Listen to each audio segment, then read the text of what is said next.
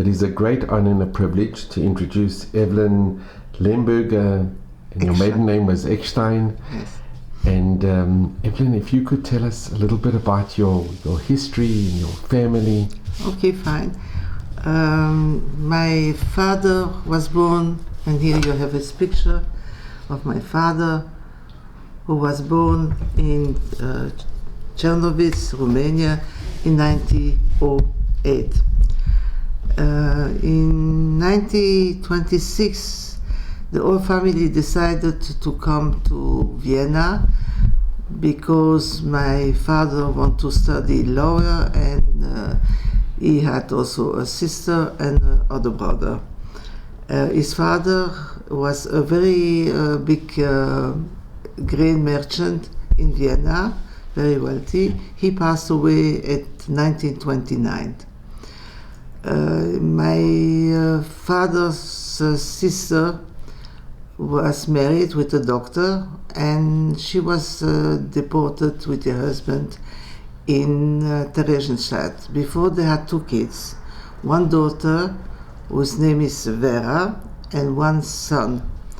The son passed away very young because he was hemophile, so he passed away.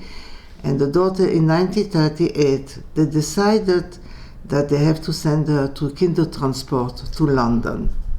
So she went to London, and so the parents, she never see her parents again. Then he had another brother who was married with a cousin. It was Rella Eckstein, because this is the same name. They came from the same grandfather. This is from the two brothers' grandfather. So then he flew to, in, I don't know the years, he never told me, to Belgium. So in 1938, my father saw that there's no way that he can stay anymore, but his mother was there and his little brother. But his mother was not able to go with them, be with my father, because my father's brothers, the youngest brother, was also hemophile. So she was not able to travel with him because he needed, and they both were deported in Lodz. This I found in testimony in Yad Vashem. Afterwards, so my father came to Belgium in 1938. This is the part now from my father, what I know. My uncle never told about my father because it was taboo.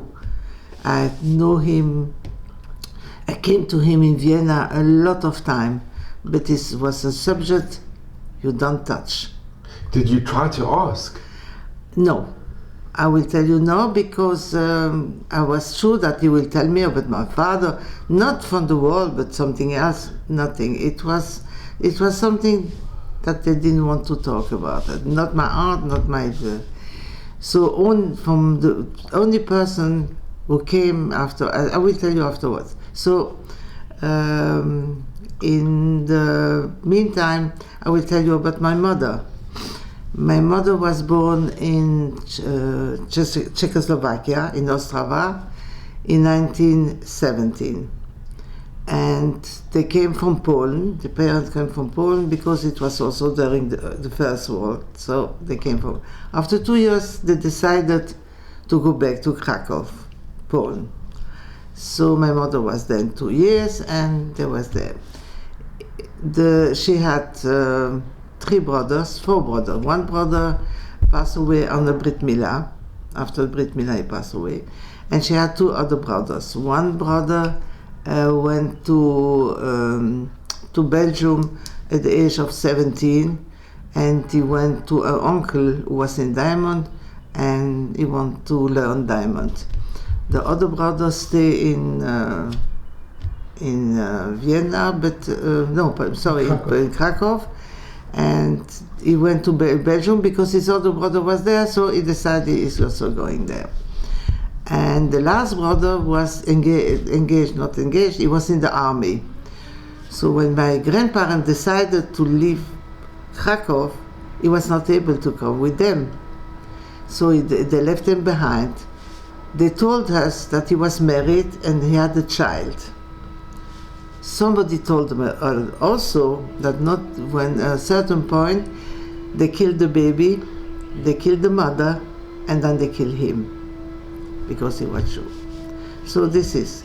So they came in 1938 to Belgium, and they were there. My uncle, who was already a wealthy man, he helped them to live there in Antwerp. There was a very nice community and everything.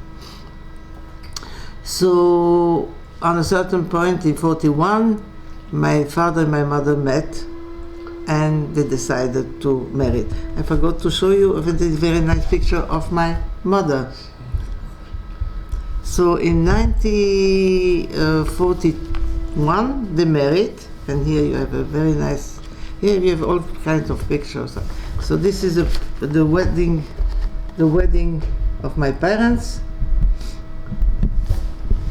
and so everything was okay. I learned that in 1940 German came in Belgium. But in the beginning, they didn't do something very, very strong. They didn't let people go to the tram, they didn't let people to the bus, they didn't let people to go to the theater.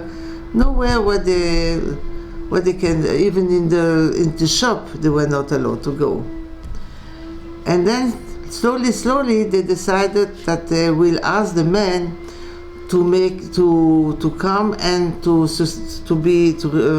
how you call it, to register. To register? Yes, to register, so they will receive more tickets, food tickets. So a lot of people, they say, I need, my father say, my mother is pregnant, so she need more tickets. So he went there.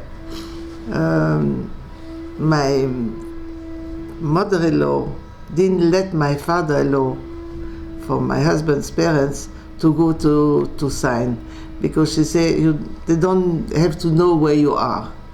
So, okay. So in 1942, the older men who were registered, they sent them to France. Because they knew where they were living, they knew all the details. Exactly.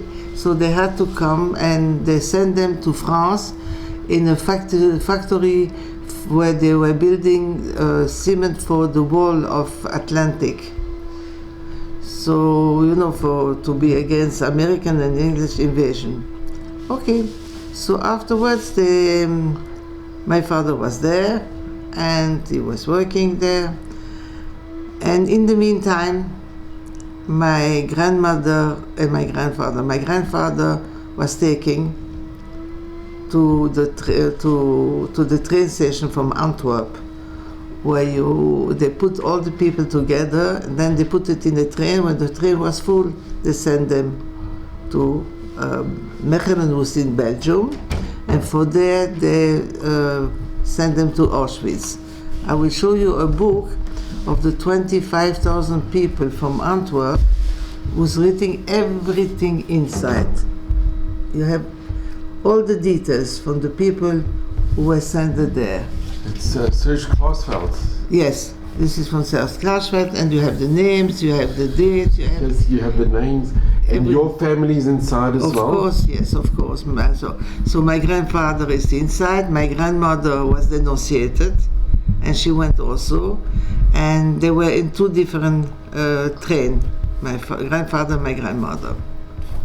So on a certain point, my mother received a letter from my father that he's coming back. So he asked her, because she was un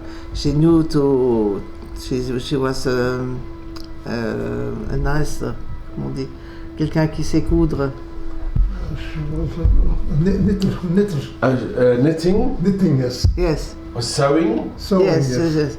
So, and he told her, be so kind and make my clothes smaller because I lost a lot of weight. So he went on the train, but he didn't, so when he was there, the German on a certain point said to the French people, we need Jewish people, put it on the train. So my father was put on the train, and there was a lot of people, 700 and something Jewish people. And they put it on the train, and they came till Mechelen, the same point from Belgium. There they were registered, and then they sent them to Auschwitz. When they arrived to Auschwitz, this is after a long time after this, my son was horrified that I didn't know what happened with my father. So we were looking all over. You have in Alrossen, you have a lot of name of people, but he wanted to know what happened, because on this train a lot of people jumped from the train. So they came back to Belgium. But on this time, nobody was talking, nothing. So I have a good friend. Her name is Denise Freibusch-Gross. Her father came back from this train, the same train that my father. After the war? After war. No, during the war he came back. During the war he came back, but after the war we didn't talk. We find it out after years, but he was already passed away, so I couldn't ask him if he remember my father. So my son decided to go and to make a research if somebody is still alive from this wagon, from this train, and he find one.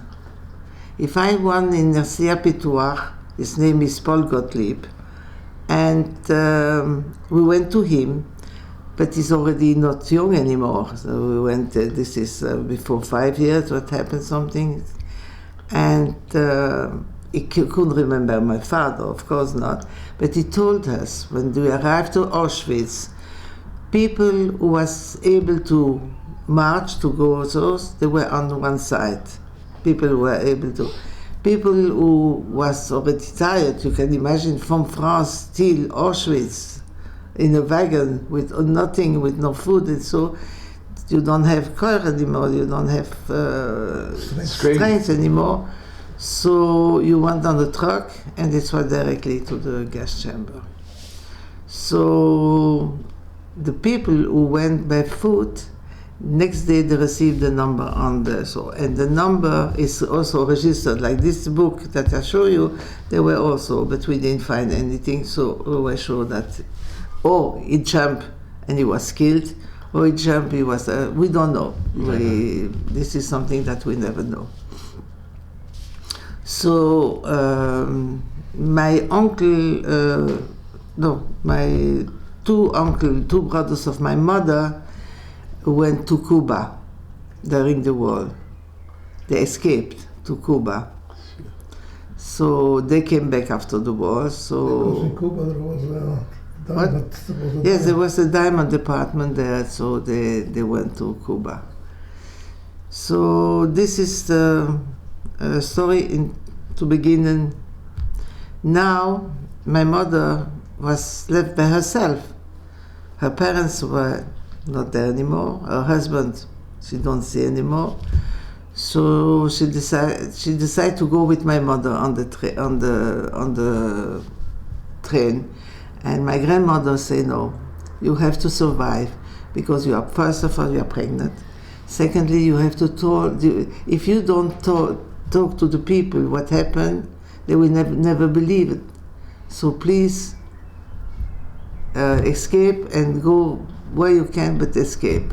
So she did it to escape, and she take a passeur. She found a passeur who saw that she is already 7 months pregnant, which was not easy, more than 7 months, because yes. And she went through a lot of places and a lot of.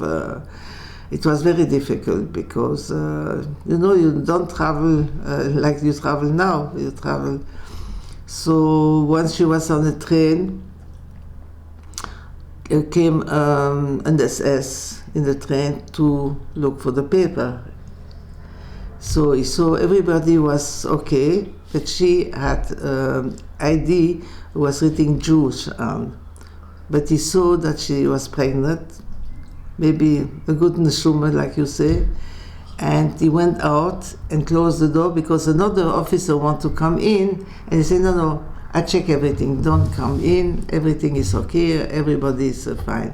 When she looked to the window, she saw that 8 Jewish people from the other compartment were put outside, and they never came. So this was an SS officer that in a way saved her life. Yes.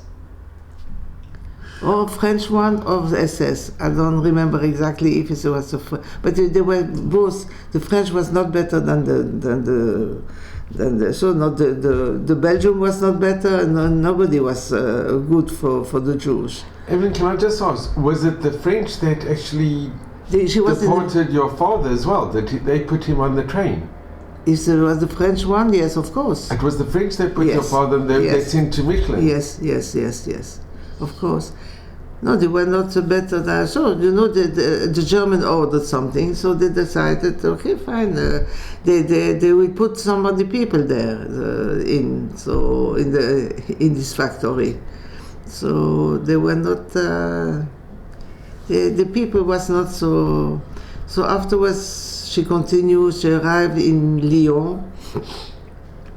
There in Lyon, she went to the Jewish community, or to the synagogue, and it was one place. And she said if she can stay till she will have the baby. In the meantime, when they were there, the SS came in, but she fainted and fell under a bench, and this saved her life. They didn't see her. They were thinking maybe she's died or I don't know. But she fainted, she was under a bench, and they went out. So afterwards, she had to pass the la zone libre. This is the free zone. To this, she had to go to with a boat because the Germans were on the bridge. And they were so the passeur rent a boat, and to bring them over to the other border, and but the boat was not it was a boat with a few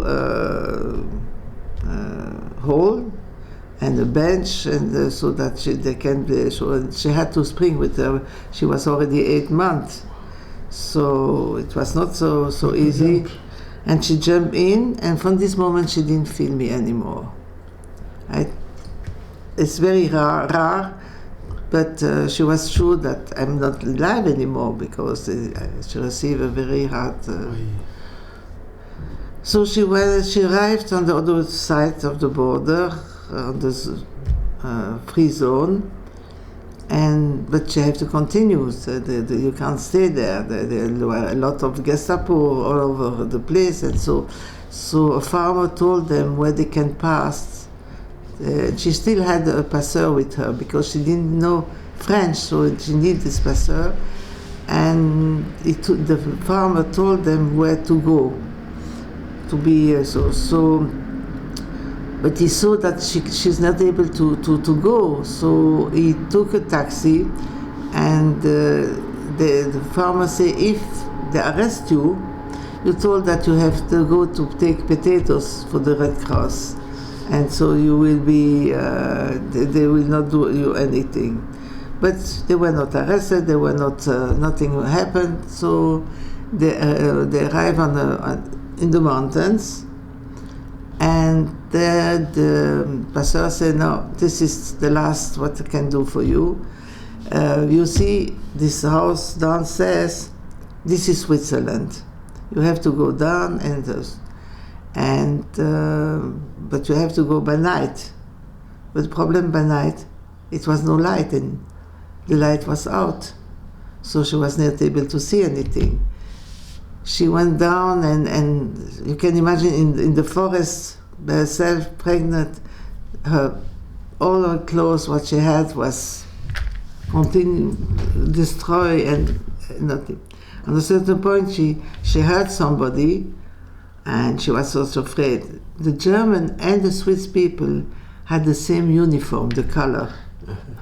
And she was sure that it was a German. And she fainted. So I think the man brought her till that house. And when she wake up, he showed her that she's in Switzerland. Don't be afraid, you are in Switzerland. Okay. From this past where she arrived, they brought her in a camp in Geneva. There were 2 camps in Geneva. She went from one camp to the other one. And then she was already on the last month pregnancy. So they put her in a nursery to be a little bit resting, and so she went to the doctor also to see if I'm alive. She said, I don't feel her anymore. Maybe she passed us. But the doctor said, no, everything is okay. And a few weeks or so, she delivered. Before that, I told the story that it's not so nice, because a rabbi came to the camp to see who is there, what the people were there. And she said to the rabbi, you know, I don't have anything for my baby, any clothes, nothing. So the rabbi said, okay, if it's a boy, you tell us. And she said, if it's a girl, he turned around and he had a piece of paper where he put the name of something, I don't know. And the nurse saw how he threw it away in the garbage. So she went to delivery. I was born. She wanted absolutely that I was born on the 23, but I was born on the 22. Okay, so this is. Why did she want you to be born on the 23rd? Because she was born on the 23 and my father was born on the 23. Your parents were born on the same date? Not the same date, but the same date, but not the same month. Wow, the same 20, both on the 23rd. Yeah, that's it. And she was upset, but it didn't happen. Okay, she had, it was not easy of a woman by herself to deliver a baby. When you have family and your husband next to you, it is something better. So afterwards, after 10 days, she returned to the camp, and then in January they decided that she have to go in another camp in Basel, up in Württemberg, and this is a very long way from Geneva. They took first of all a train, and then they took a ledge, because this is in the mountains. Why did she have to leave Geneva? They decided. She didn't. This was the Swiss yes. authorities? Mm-hmm. They decided. I don't know why. And was your mother well enough? Could she No. nurse you? No, she was not. She was not not in a good shape, and I was not in a good shape, because I had problem with milk, and it was very difficult. So when they came downstairs Basel, they had to take a lead, and she had prepared a bottle for me, but it was in January, and the bottle was frozen, so she was not able to give me food. So we arrived there in Lichtal upstairs in Württemberg, and the children and the mother were separated. They were not allowed to be together.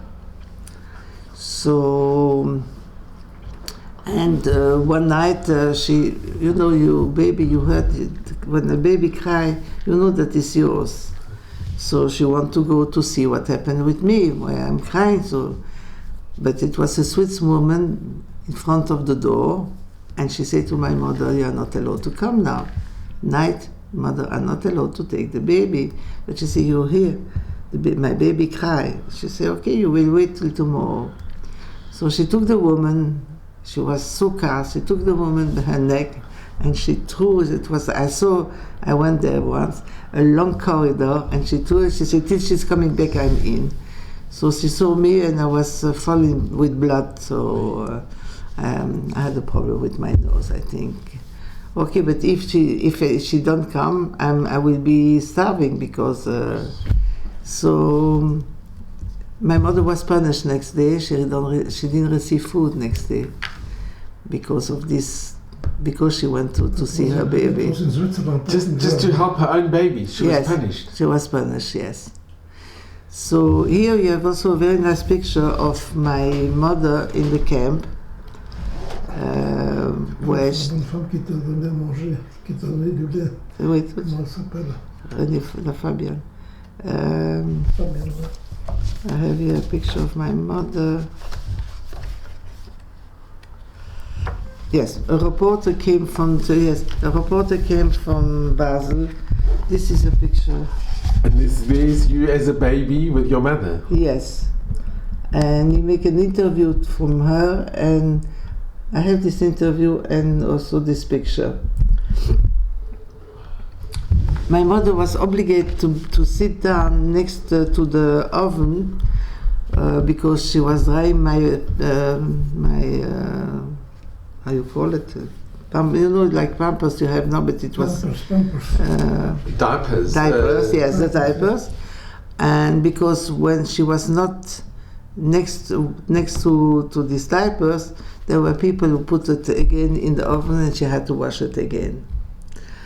So she stayed there till in the summer 43, 44. And Eveline, can I just mention, and a very kind lady who was also nursing. Yes. I think, yes, and she helped me a lot. This is and we have this is Madame Fabian. She had a daughter whose name is Renée Vachalom. She's not living anymore, and we were good. And she could help me to give me milk from her because your mother couldn't. No, my mother couldn't. No. In a way, that could have saved your life. Yes, this saved my life. We were in touch all the time with the parents and with she was here in Jerusalem. She was living where we had good contact when I came to Jerusalem, and before we saw each other a long time. So this is another woman who really saved my life because she gave me. Afterwards, my mother came to Geneva. She also had friends who helped her. Also, the Polish consulate gave her money to be able to go to a boarding house, that she can sleep with my baby. But the people didn't want it because they didn't want to have a baby who was crying. So my mother promised to these people that they will not hear the baby.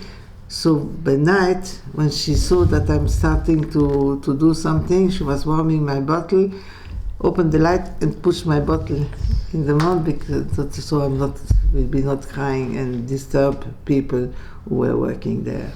Also, she had to go to the police department from Geneva every day to say that she's there. And also once she came late in the evening, after 8 o'clock you were not allowed to go out, but she was living very far and she had to do something, so somebody denunciated her, and she was afraid that she will go in prison, because in Switzerland for these little things, if you come later, you are punished and you go to prison. But somebody interview and say that let her don't take her to the prison. So this is in Switzerland. We stayed there till 53. I went to school, and I have a picture from the school that I went. This is what I asked you before. Is this the picture of you in Switzerland? Yes. This is my first class in Switzerland. And how old are you in this picture? In this picture, I am here 7. In Switzerland, you start school only at 7. So it is in 49. Of course, it's 49, I say. Yeah. And Eveline, can I ask you, and you were very small, but do you remember when the war ended, when in 1945? No. I was 3 years, no. Yeah, No. you were... No, nothing, no. Because, we were living in, not in the center of Geneva, a little bit outside Geneva, and I can't remember. And when the war ended, they allowed your mother still to stay in Switzerland? They didn't deport her, or they didn't... No, she was lucky that she was able to stay in Switzerland. She received a permission to stay. How she did it, I don't know. Then I have another picture of my school. This is in 1953, the last year that I was in Geneva. And when your mother was in Switzerland, did anybody from her family come and visit her, or did she Yes, yes, I have one uncle who came and visit her. Yes, it was in Belgium, and he came to visit her in Geneva. Brothers, I have a thing here. It's your mother's brother? My mother's brother, yeah. And did he tell her what happened to her husband and what happened? I don't know. It must have been so traumatic for your mother to find out that... I don't have a picture of my uncle here coming to see. I have here a photo of my uncle who was killed. No. Can we show some of the pictures of your family? Oh yes, here you have my uncle who came to Switzerland. This is in Geneva. And that is in 1953? No, a little bit before. Before. Yes, of course, I have a lot of pictures. This is like this. This is the grandparents, the parents of my mother. Pinchas and Sarah. Yes. And then you have here my mother, my uncle was in Poland. He was in the Polish, in the Polish army? Mm-hmm. Yes. And this is, the baby is a picture of your mother? This is my mother, and this is her 3 brothers.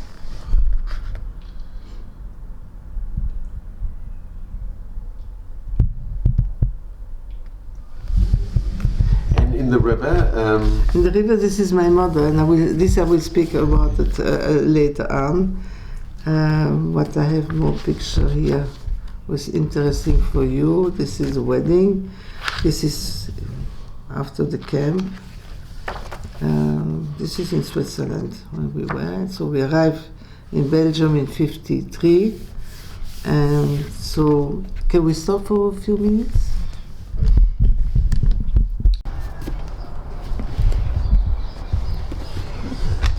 Eveline, this is the book that Klausfeld wrote with all the names of those Jews that were deported from Belgium. Yes. And it's got, who do we have in, I'm going to assume in, this is your family. This is first of all my father. Your father. Eckstein Alfred. Can you see?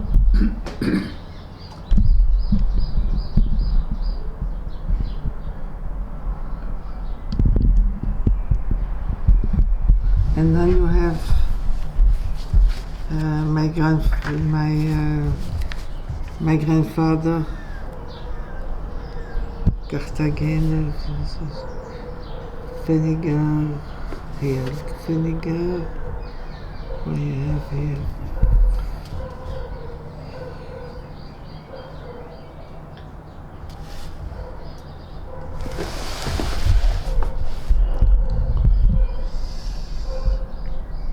Here. Here you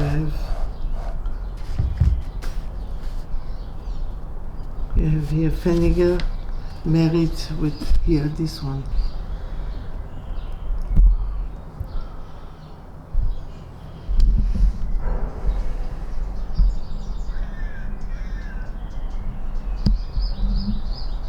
It must have been very emotional and difficult for you to see this in writing. Of course. All the people. So now my mother came back to Belgium in Antwerp in 53. Why did she decide to leave Switzerland? Because she saw that we don't have any, we not have any Jewish contact for this, and her brother also asked her to come back. Okay, Eveline, I'm going to ask you a difficult question, but the Jewish community in Geneva or Basel or in Switzerland, did they help your mother? I will tell you something more. My mother heard that in Zurich it was a doctor named Cartagener. So she took once a train to go to him. And when she arrived, she went to him and she said, "I'm a Cartagener." The answer of this doctor is, "I'm sure we are not family." He was afraid that she will ask him money. So you have an example of the behavior of people. And she never went back again? I'm sorry? She never went to visit again? No, when you receive such an answer, can you go back? No? So this is one of the examples you asked me. And I say we're in Geneva from 44, 45, so till 53. And I say only one person I met who was Jewish, Mr. Danieli, and I went to him a few times and he told me that I'm a Jewish girl and that don't forget. That's the only thing that I had. That's it. It's so upsetting. Yes, it's very upsetting. So in 53 we came back. My uncle asked us to come. We came back and we were staying with him. And in 54 my mother decided, she not decided, people pushed her to remarry. She was a nice woman, a looking good woman.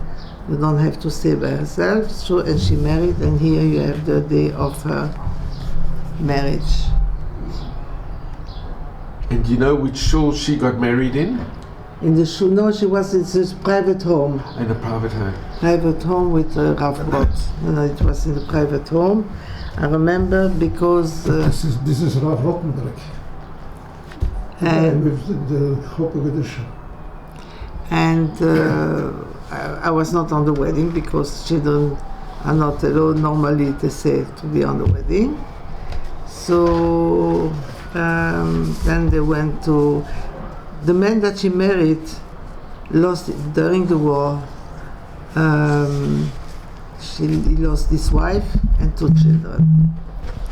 So you can imagine it was not easy because he wanted to do, he had some idea how to educate his children, but I was already 12 years, so it's not something that I want to accept it. So we had a lot of fight, and my mother was in the middle. Here was her husband, new husband, and here I was her daughter. And I was with her 12 years, so it was very difficult. We had a very difficult time. So she put me the first year in a Jewish school, and this is the Jewish school, 54. Is that Takamoni? Yes, this is the Takamoni. In Antwerp? Yes. And how many girls were in the class? 4. And 14 boys. So it must have been very difficult because you had to learn a new language. Exactly. You had to learn Hebrew. Hebrew and Flemish. And for this, after a year, I had to leave. And also in Switzerland, my writing was completely different. Every letter was separate. So it was not acceptable in the school. So after a year, my mother decided to put me in a French school with girls only. And this was the Collège Marie-José when I came.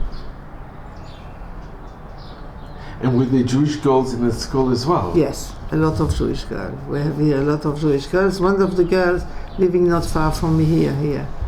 We were on the same bench, and yes, no, it was. So I was there 2 years, but it was a school to go to university, but I didn't want to go to university because I had too many problems at home, and I decided that I want to go learn secretary. And so after 2 years, I left again the school and went to a Goische school in the Eikenstraat in Antwerp. And can I ask, your stepfather, your mother's husband, he wasn't so religious? He was not religious at all.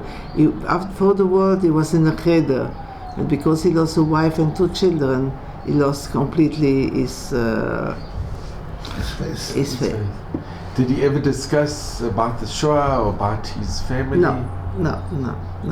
He never thought. It was a picture of the children there in his home, but we never discussed, no. So it must have been very difficult for you growing up in... Yes, it was difficult. So what happened also, we moved in an apartment and there were a Jewish family there, and this family had a daughter who's also afterwards they knew that she was also from the second marriage. She was from the first marriage, and she had 2 sisters. It is Blanche Birnbaum, passed away before 3 weeks. And so we met, we met each other. I said, what are you doing on Shabbos? I said, on Shabbos I'm going to the Imka. Why are you going to the Imka? YMCA, why are you going there? It's a non-Jewish organization. This is not Jewish organization, and we go there, we find other girls and other things. So she said, this is not for a Jewish girl. I said, okay. I said, you know what, next time, Friday evening, I will take you to the Bnei Akiva. I said, okay, fine, why not? So the next Friday, I went with her to the Bnei Akiva, and I tell you, this prayers on Friday evening make me like a light. It was something who come down, I don't know to explain to you, and I decided, I say, this is what I want to do, to be a religious girl. So, but it was not kosher at home. So for Shabbos, I give lesson to friends of 2 girls. They were living just opposite. They want that I'm giving a French lesson because my French was very good, and they want to pay me. I say no, I don't want payment. I want just to come to you for Shabbos, to start it, to see how is a Shabbos, how you make a Shabbos, and they accepted. There are 2 girls who I heard after my session from Monday that one is living in Switzerland, I think, and one in America.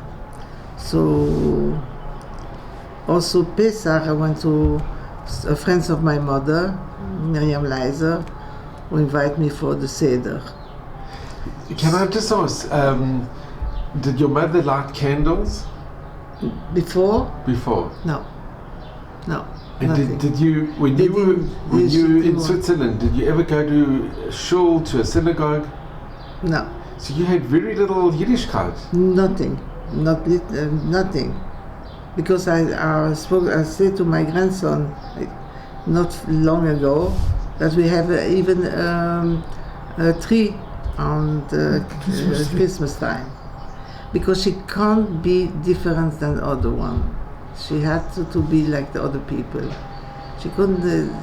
She had people who came to her to sew, and she was working in Switzerland, and she was a little bit afraid that they will be denunciated. She's Jewish. She put candles. So she didn't do anything. No. And Eveline, did your mother tell you that you were Jewish? Did you know you were Jewish in Switzerland when you were growing up? No, I tell you, this is the man who told me, Mr. Gilad. But not your mother? No, I don't remember. I can't tell you. I don't remember. I don't remember if she told me that I'm Jewish. And were most of your friends in Switzerland not Jewish? Not Jewish. Only one girl who is half Jewish. One girl of the speakers is half Jewish. So you never had Yom Kippur or a Seder? Growing up in Switzerland, there was nothing. Nothing. No. It's amazing that your mother decided to go back to Antwerp. No, because of her brother who helped her a lot. And her brother remained from? No, he was not from at all. Nobody was from. Nobody was from. No. Even this, my mother told me always that my grandmother went to the synagogue. My grandfather, I'm not so sure. But my grandmother, she went to the synagogue and they received Jewish education and for the boys and everything. But they were completely... I will tell you something else. From the side of my father, you know, in Vienna you have to, in Austria, you have to writing down what religions you have. Mm-hmm. So my aunt was writing down Jewish, my father was writing down Jewish, and my uncle who escaped and hid in Brussels, he was with no religion. Atheist. And I will tell you afterwards a story about also. So, no, I didn't have any environment of something. Even when I went to Vienna when I was 12, my uncle invited me from Vienna. I didn't feel anything Jewish there. Yeah. And your mother didn't tell you about the war, why she had to leave, or being Jewish, that they had to escape, or what happened to your father? No, she said he passed away, but she... And this time, you know, when you are little, you don't understand. Okay, he passed away, something happened, he passed away. But maybe she didn't know exactly what happened also not, you know. After the war in Switzerland, you had a lot of, in the newspaper, Red Cross people who define people. So a few times when somebody said so I say, you know what? Maybe my father have to come back. He will come back, and he have to find a Jewish girl.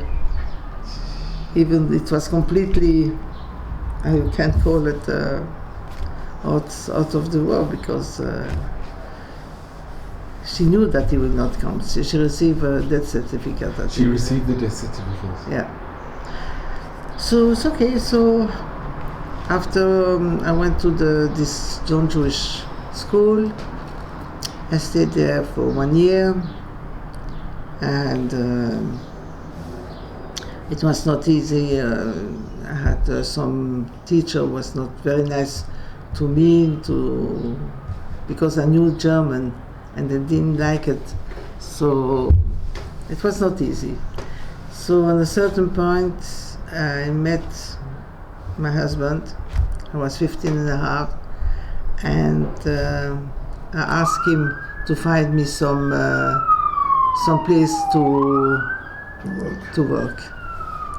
And he found some place by a cousin who I was diamond, how you call it, to Miami, to, I don't know, what you call. You have to look to diamond and to separate them. The good and the bad. So this is Evaluate. no, it's not evaluation. No, this is the colors, to grade the diamonds. So this is what I was able. I was 15 and a half, and so I say to his cousin, which was a cousin of him, and I stayed there till I married. After I became secretary in this firm. So then in '62 we married. Can we see a picture? A picture of my wedding. I have to have a picture of my wedding. This is civil marriage. Yes. Yes, this is a picture of my. Yes. Here you have a picture of all the family, what I have. You know, I never had cousin, I never had no sister, no brother. It's not easy. And then you have here my uncles, my aunt. And where did you get married? In Antwerp. In the shul? In a shul, yes. Masika Masika. Here you have my... And who was the Rav? Do you... Rav Kreiswirt. So we married, and then we had 2 children. Boy, in '63 we had a boy that I named after my father, Freddy, and another boy in '64. He was named Eve. So I told you that I will tell you a story about Jews, and so what happened. My first son was born, but he was yellow, so after 2 weeks we had the Brit. So when the Brit was finished, I started to organize to have a Pinyan Ben, first son, so with I ordered catering, I ordered, but on the Brit, I asked my uncle, the only one that I have the side of my father, to come. Say, I'm sorry, I'm in my business, I can't come. So when I decided to make the Pinyan Ben, I called him. And I said, no, I don't want to hear anything, you have to come. So he's starting to shout to me. I said, why are you shouting to me? What happened? He said, you are not allowed to make a Pinyan Ben. I said, why are you not allowed? Because you are a Bas Levi. He came to the wedding. He was next to the Rav. He never told him. He had to tell because you have to written on your Ektuba that you are Bas Levi. So he didn't say anything. But now when I told him that I have to make up in a band, it's completely not religious, nothing. Like I told you, is no religious, nothing. But this I remember. When I came to the grave of my grandfather, I saw that I was a Bas Levi. But so can you imagine? They were completely. Nobody was religious. But it's amazing that he knew that you were Bas Levi. Yes. No, I knew because he was a Levi. He was himself a Levi. Because he had no children. His sister had children, but she married, so even if she had the boys, it's not. And she had 2 children, so one is survived. And then he had another brother, so 5. So I don't have any. The only cousin that I have is this woman Vera, who I was very, very, very close with her, and she told me a lot of my father. It's the only one. And your mother, did you ever ask your mother to tell you about your father? She didn't want to talk. The problem when we started with the children when they were a little bit bigger, they asked her to. So when we started, she started to cry. So my grandchildren said, "That's it. We don't ask anymore." So it was taboo. On this time, nobody talked. I tell you, nobody was talking. So nothing. And Eveline, did you talk to your children about your experiences growing up in Switzerland and the Shoah? Did I talk? No, because I only was able to do it. On a certain point, I decided that my mother have to tell, but not to us, to somebody completely friend like you. Somebody came, make an interview, but not on the video, on the tape, and he put it on paper. And so this is why I learned a lot about my story. But it was very late. It was, I don't remember when she did. It was in the 17th. In the 17th. No, it was, I think, before marriage? Or the 60th. No. No, it was after. When we were here in Israel, now it can't be what you said. And Eveline, when your mother came back when she got married in Antwerp, did she mix with the Frum community in Antwerp? The Frum community not, but she had a lot of friends. They were Mizrahi, most were Mizrahi, more. They were more from the Mizrahi. And I had a lot afterwards, when we married, we had a lot of friends. Every people religious and everything. Not Hasidim. So afterwards, we had with the children a very nice thing. We did bar mitzvah here in Israel. So when did you come to Israel? in 2003. But my children came before. My son, who was born in 63, came when he was 15, and my son, who was born in 64, he came when he was 17, or 16 and a half. And did they come to learn? Yes, they went to yeshiva in Netanya. Yes, they came. And they decided to stay in Israel? Mm-hmm. They never came back. They came back to Israel because every 3 months we saw each other. Or they came for Yom Tov for us, or I came here. Every 3 months I saw my children. Every 3 months. It was a decision that I said to my husband when they accepted that they come into Israel. I said, but I have to see my children every 3 months, otherwise they don't come. I was afraid, they were young, 15 years, 16 years. And then you decided to come, and where did you live when you came here? Netanya.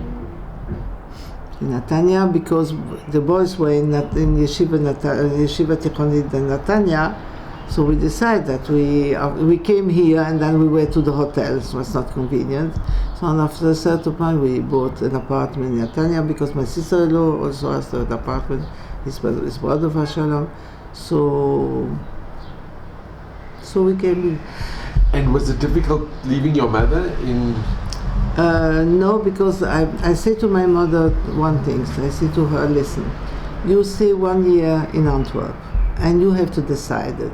If you prefer to be with your friends on the week and Shabbos by yourself, or to come to Israel to be with your grandchildren and to find friends and to be with us. And after a year she decided that she's coming.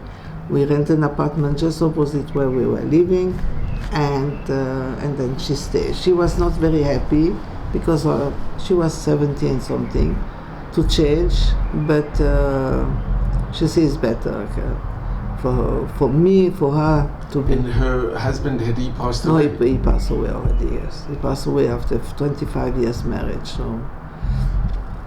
And was she happily married? I have to answer? No, maybe not. Okay, but you have a picture of what you did, something unbelievable for her on her birthday. You gave her a surprise. Yes, no, first of all, I want to tell you, once my little son married the first one with Tzvia Cohen, who was living just a building next, and they had 2 children, 2 boys. One boy was married, very nice, with a very, very nice woman, and they have a son, Hillel. This is Itai, Nofar, Hillel. Then they have another son whose name is Michael, but he's not married. Then Not yet. Not yet. No? The second son, the big one, married afterwards, and he married with Annik Zilberman, who the parents are living here 2 minutes from us now, and they have 6 children. So they have one son is Israel, the big one, who is married with Rachel, and they have 2 children, a girl and a boy. My granddaughter is already 9 years, and the little is 6 years. And then we have one grandchild whose name is Jonathan, who had meningitis when he was 6 years old. He is here. 6 months old. 6 months. Yes. 6 months old, and he's here in the home. We don't have any. He don't have personal contact. He's growing up. Then we have a granddaughter who's just called me before, Lital, who is married with an American boy, Yoni, and they have also 2 children. The big one is Roy, 6 years, and the little one, his son, was just 3 years. And then we have another couple, Amiad Avital. They don't have children, and we had all the picture here for all the grandchildren.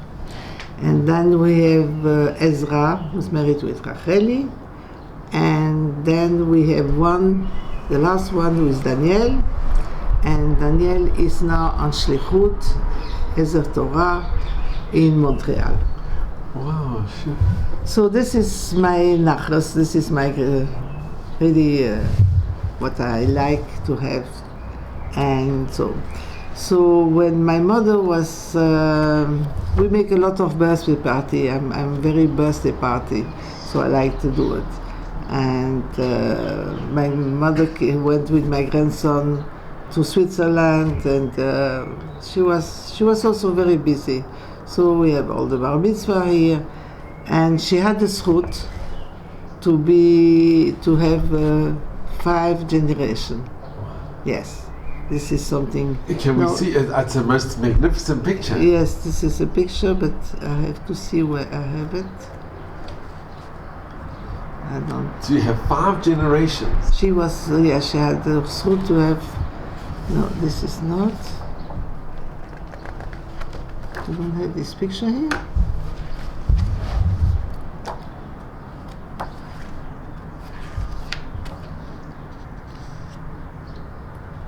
Very rare. Ah, yes, I have it here. 5 generations. This is something absolutely incredible. Yes. And you can see your mom is so happy, so. Yes, she was really. Also, I have to tell you that my mother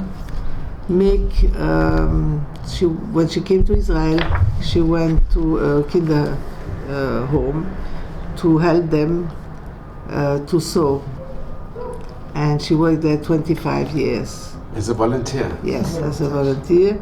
And then she received, I have to have the picture also, that she was awarded from Netanyah's mayor. I have to see that. I have a picture of this. She went to Japan. She went to South Africa also. She went to Canada. She went to Japan. She went to China twice. She went a lot, and she went she made a cruise. The Canal Panama she did. She went to Abano. And here you have the day that she received from the mayor of Netanya an award of her work, volunteer work of 25 years. It's really wonderful. So also what I want to show you is that for her 90th birthday we went to Krakow. This was a dream. She went before with her second husband, but I didn't go with her. But there I know she wanted to show the children Krakow and Auschwitz and so. So we were there, and where I'll show you before the picture. It was a picture here that you asked me the question. Here, this picture. Here. In the river. Yes.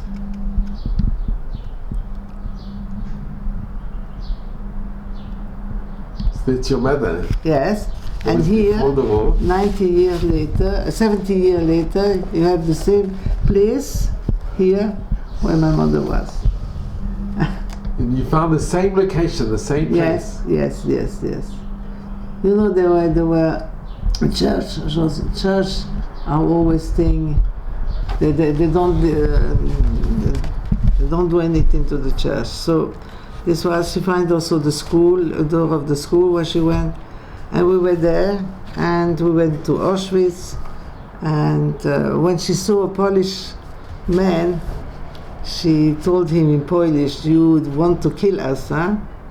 But I'm here with 4 generations." And this was proud that she could say to this Polish old man.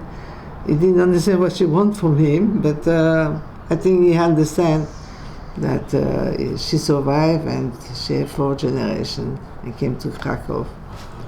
And Eveline was a very emotional going to Auschwitz.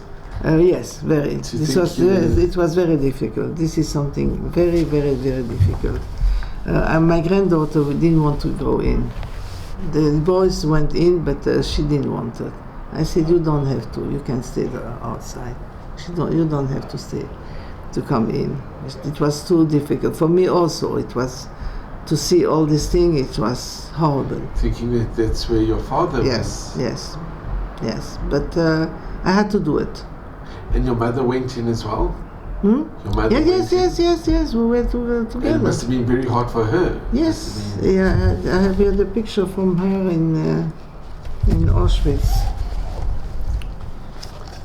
Here.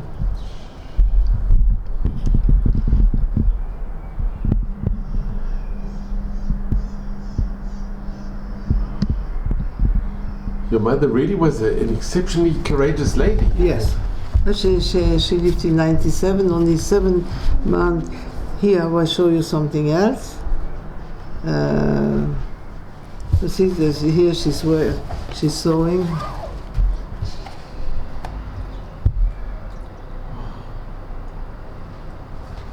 And she was happy, Netanya. She was happy she Yeah. came to Israel. Yes, she didn't want to go to. I want to that she's coming to Jerusalem because I want to go show, but she didn't want it. No, look, she said, if you look all this picture, She's always smiling. is smiling. She's laughing and smiling. It's Yeah, they really- did something for her in this children's home. So you have 250 children. So for 95 birthday, this is what I did, my present. 95. It's incredible. Wow, this is really, really amazing. And this was in Netanya. Yes. And she wasn't nervous to go? In the beginning, yes. When we arrived there, she said, "I don't think I will go there." So I said, "You know, you don't have. You have here all your grandchildren who are just waiting that you say no." And on this moment, a young girl from 10 years came down. She said, "If she can do it, I can do it also." Wow. And she went up, and it was the day of her life. It was sickest on her 95th birthday, and she was very happy. And she left us very nicely. She passed away like a candle, you know, very, very low. She suffered a little bit from her legs, but she was home. She promised me that I don't bring her to hospital. She asked me not to bring her to a retire home. So her apartment, I was living here and the apartment was there, so I could see from my kitchen, I saw her apartment, so I didn't have any problem to stay with her. So Lemberger, if you could go, I just want to, and how many years have you both been married? Next year we will be 60 years married. 60 years. Yeah. Oh, it's wonderful. Next year. I am a husband, but he helped me a lot. He's my strength. He helped me a lot. For her, we have 7 years difference because she didn't want to marry somebody from her age because she was looking something like a father. Okay, not a father, but more.